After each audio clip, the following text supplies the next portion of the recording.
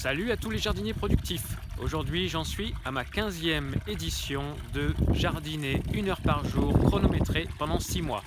Alors aujourd'hui j'ai mis ma petite veste parce que vous voyez, je crois que la pluie arrive. Il y a de la pluie qui s'annonce. Il commence à faire frais. Bon, on est dans le Cantal, hein. Là je suis à 900 mètres d'altitude. Et j'ai prévu en même temps de remplir ma cuve. Vous voyez, c'est ça qu'on entend. Là vous voyez, alors la cuve, j'ai simplement mis une pompe dans mon puits. Mon puits il est quand même à peu près, il est à 50 mètres. Donc j'ai relié avec des tuyaux et je remplis ma cuve avec une pompe. J'ai acheté une pompe à 100 €, une pompe à cave électrique. Et du coup je remplis ma cuve et comme ça j'arrose avec mon arrosoir. C'est bien plus pratique. Voilà, c'était juste mon système d'arrosage. Aujourd'hui je vais vous parler de la plantation des pommes de terre. Bon, je voulais pas le faire tout de suite. J'attendais que celle-ci germe un peu plus. Bon là, elles commencent à être pas mal en fait. Elles ont des petits germes, c'est cool.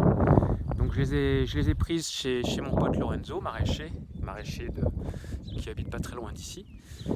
Et là, on va regarder comment moi je les plante. Donc il y a différentes techniques. J'ai vu sur internet qu'il y avait des gens qui les plantaient sous du gazon, sous de la paille, sous du gazon. J'ai pas encore essayé cette technique. Il faudrait peut-être que j'essaye. Peut-être que ça peut fonctionner. Donc c'est à voir. Moi je vais vous faire voir comment je fais. Je la plante directement en terre. Vous allez voir ça tout de suite. Voilà. Cela dit en passant, j'ai décidé de les planter aussi aujourd'hui parce qu'elles ont été attaquées par les souris.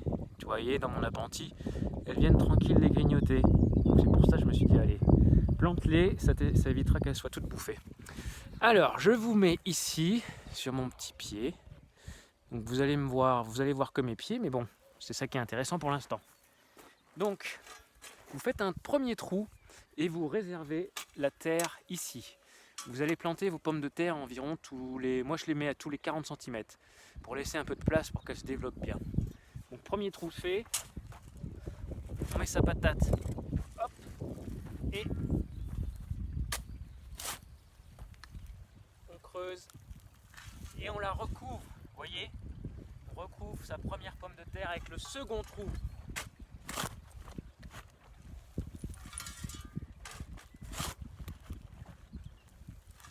Voilà, faites suivre votre cagette. Deuxième patate.